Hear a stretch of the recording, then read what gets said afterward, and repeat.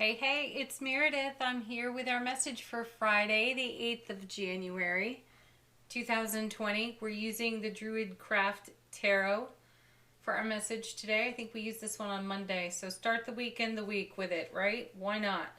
Our cards from the bottom of the deck. This is the overall theme in the day for us. This kind of feels like a weekend reading because I have a lot of cards here on the table. We'll call it a weekend reading. All right. What are we starting out with? Oh. One of our cringers, folks. The Nine of Swords. That's the anxiety card. The I'm awake in the middle of the night because my ego is just full of chatter, vulture thoughts. This feels like an ending, though, as I look at it. My intuition is sparking with this is something that's in completion.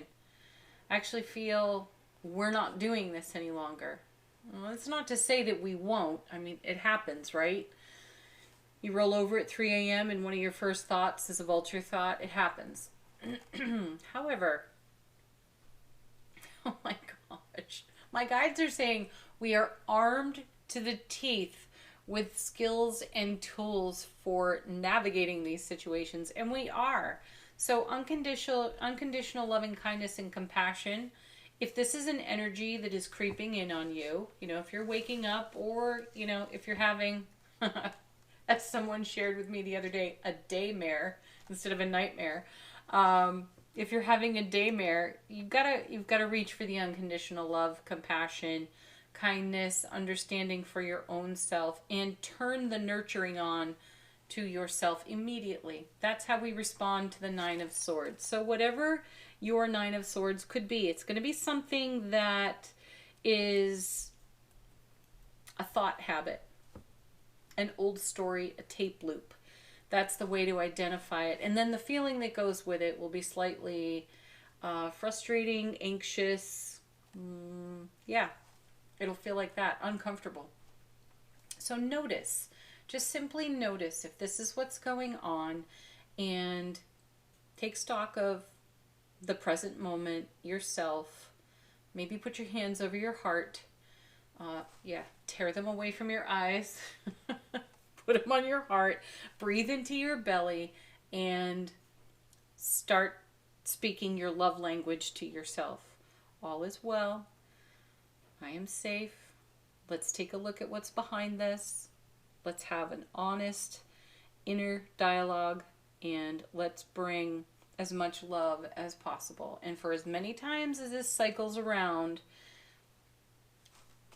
take that approach and use the approach that's best for you. Some of you do better with writing, stream of consciousness, talking to your guides, your angels, a dear friend, but it's got to start with self-nurturing. Next, we have another 9. See, I feel this is progress. We're moving out of this. And what I feel is when we have a 9 of Swords moment, we don't need so much reminding as what I just provided. We're much more likely to default to self-care, good inner dialogue, recognizing that the ego has brought something up for us so that we can love it and let it go in an empowering way, right? So 9 of Pentacles, this is the independent person. I love her. She's one of my favorites in tarot because she's serene, she's put together, she's a self-made individual, and she has her independence and her interdependence to offer. And isn't that fantastic? Yeah, what that means is she can take care of herself. She's completely in her heart space. She has more than enough to spare and share, and she connects from her heart space. There's overflow going on there because of the self-care. And she has that to offer every connection, every relationship. So none of her relationships are codependent, they are interdependent. Meaning you celebrate and share in one another's strengths. That's so beautiful. The other thing I love, and this is the reason I love this card, is that she's got a wild streak, just a mile wide, and she doesn't hesitate to indulge it, engage it, share it, spread it around. I love that about this card. So look, we have 2 9s here. This one feels like a completion. This one feels like now. And I feel that together these cards show us our growth. Where we've been and where we are now. Let's see what's next. Ooh, sweet. Yes, the Four of Wands. The 1111 card, the portal. Yeah, we've stepped through this portal. We're on the other side of it. This is the happiest card in the minor suits, in the minor arcana of tarot. So this is the equivalent of the sun, but in the Four of Wands. So a wonderful foundation, a solid foundation.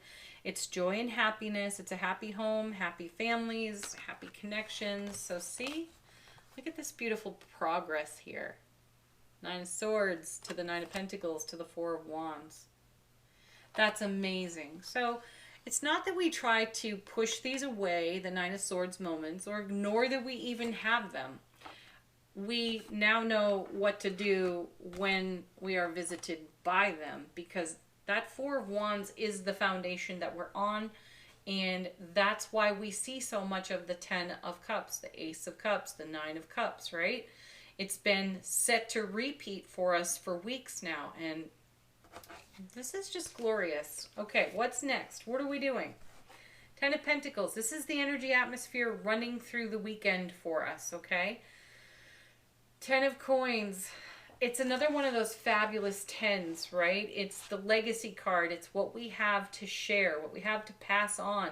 Brings us to the Nine of Pentacles. Good progression there. And growth and progress. And coming with this is the Six of Cups. And don't these two just go together so well? For me, intuitively, the Six of Cups connects to the Wheel of Fortune. So this would be the minor arcana version of the Wheel of Fortune. It's hindsight, it's reminiscing, it's nostalgia even, and reflecting on the blessings, Ten of Coins, that got us to a moment like this one, where we can look out the window and watch our children play and feel the fullness and the love and the grace and the blessing of our energetic contribution to our lives and what that's created. So whether it's a scene like this or something completely different for you, you've created it. That's your Four of Wands. It's what's on your foundation. Beautiful blessings. Let's see what's next. The Death card.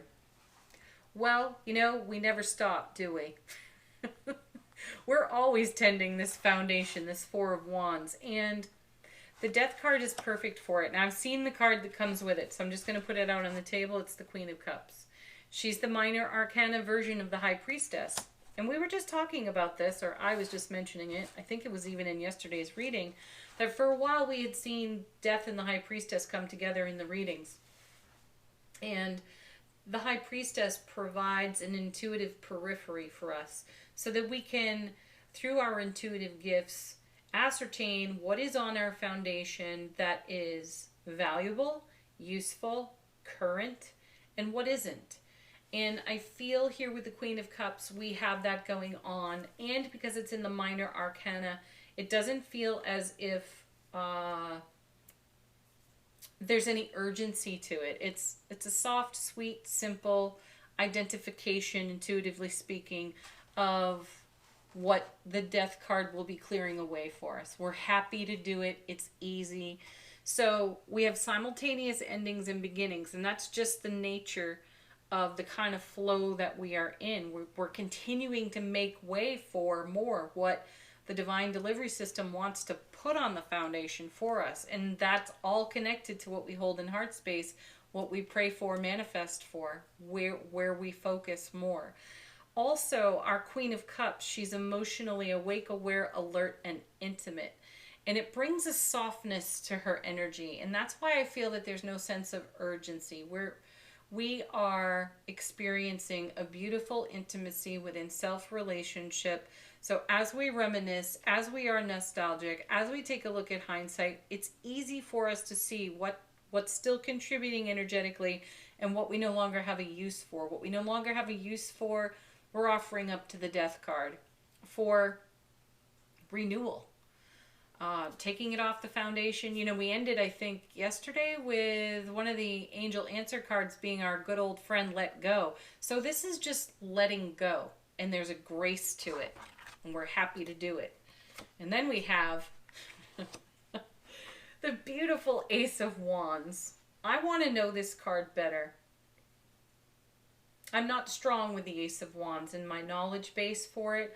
I know that it's creative fire and passion. It's our skills and our talents, and it's an infusion of passionate light in our life. It's a divine and cosmic gift of that. And I feel that it's lighting up the light in the Ace of Cups being held by the Queen. So again, it adds to why it is easy, or how it is easy at this time to identify what stays and what goes on the foundation. There's something to be said, though. There's a deepening on this card. I am intuitively feeling that it is going to inform me in the coming days, because that's what tarot cards do. As soon as I get more curious about a card beyond its traditional meaning, then they start talking to me. So stay tuned. Also, aces, not only are they divine and cosmic gifts, but they neutralize challenging energies for us. They upgrade the frequency. I love that we've got this 10 over here, because that's a level of fulfillment in the journey. And after 10, it resets back to ace. So I love that we've got the Queen holding the Ace of Cups, and then we have the Ace of Wands, because that confirms the Death card for us. Endings, beginnings. That 10 is technically an ending. It's a fulfillment. And that overflow is going to continue to prosper us with more on our foundation. And this ace is lighting that up for us. And the Queen is helping us see, feel, know, intuitively, perceptively, again, what needs to stay, what needs to go energetically. Oh, and looky here. Here's the High Priestess. So now we have the Queen of Cups and the High Priestess in the reading. So you can bet that your intuitive gifts are dialed way, way up high. Listen to them. Don't allow your Nine of Swords to have you doubting your intuition at this time. Pay attention to what you're perceiving intuitively. Oh, I like that. I like that the Ace of Wands is between them. It tells us, and look at that beautiful sun in there. It tells us that we can't miss the message that's on offer to us over these next several days. And those messages, I feel intuitively, will come in repetition, because it's all about how we are investing on our Four of Wands, on our foundation. What are we bringing through this 1111 portal on this card, right? How does it continue to create the 10 of Pentacles for us and the 6 of Cups? This is a soulmate card. This is being your own best soulmate. Yeah, you are your own best soulmate. So what are you creating? How are you investing in yourself? How are you moving through that Four of Wands, celebrating it? The Queen and the High Priestess are lit right up by that Ace of Wands, showing us. Beautiful. And then we have, this is interesting, Justice with another 10, the 10 of Swords. So we start with a 10, we end with a 10 over here. And,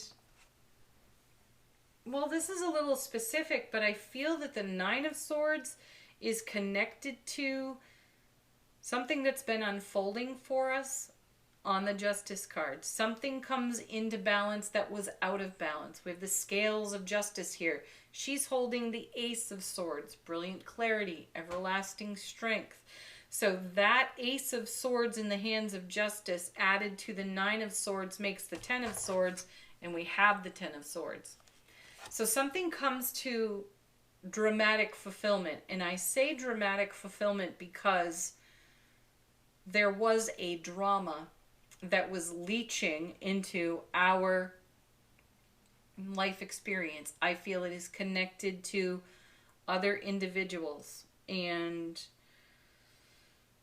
their dramatic overflow affected us in some way, and we have balanced the scales for ourselves by listening to our intuition and staying in harmony with the beginnings and endings of the Death card, keeping our focus what is in heart space, and creating that kind of lifestyle and foundation. 10 of Pentacles, 6 of Cups, 4 of Wands for ourselves. So I feel like the Justice card has some last gasp to it through the Nine of Swords directed at us by someone else's inability to take responsibility for their own BS. They'd rather broadcast it in our direction, and we've got 10 swords for that. Because that's self-mastery. That is self-mastery. This is us actually not taking anything personally, recognizing what we're responsible for and not responsible for, and moving on in mastery. So you can anticipate that you might hear some last gasp, as I said, but we balance the scales with it because our intuitive prowess is so great at this time. We identify it immediately and it has no power to affect us because our default is self-care, self-love, self-nurture on overflow because we are our own best soulmate. And that's how, Nine of Pentacles, we show up in every relationship. And that's what keeps our wild and free spirit intact because we're over that BS. We're beyond that stuff. Yeah, it trickles in every now and then. And sure, we think about it and maybe overthink about it. But eventually we default to love. And then we pull in the Death card and we knock that crap right off the foundation. Yes, I love that. Go, people, go. All right, let's do angel answers. This is your opportunity to ask a question, receive confirmation for something, have a fresh message. And after this, I have a brand new affirmation deck. Just for fun and games. Oh, we have cards falling out. I like this. I love that this one shows up. No need to worry when we get the Nine of Swords in the reading. So no need to worry. None whatsoever. And if you are worrying, maybe ask your angels about that. Ask to be shown a sign. Something that is helpful to you, valuable to you. Connects you to the Death card so you can usher whatever that Nine of Swords is right off your foundation and be assertive with it emphatically. Be assertive. Yes. One more. Oh my gosh. I hope you cannot hear. I am so hungry. My belly is grumbling away. I'm hoping the camera's not picking that up. Okay, one more card. Oh, back again. Look at that. Let go. Gosh, we've gone weeks and weeks without seeing this card, and now 2 days in a row. Look at that. All right, our affirmation card comes from a new deck.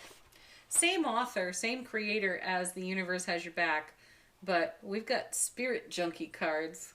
And aren't we ever?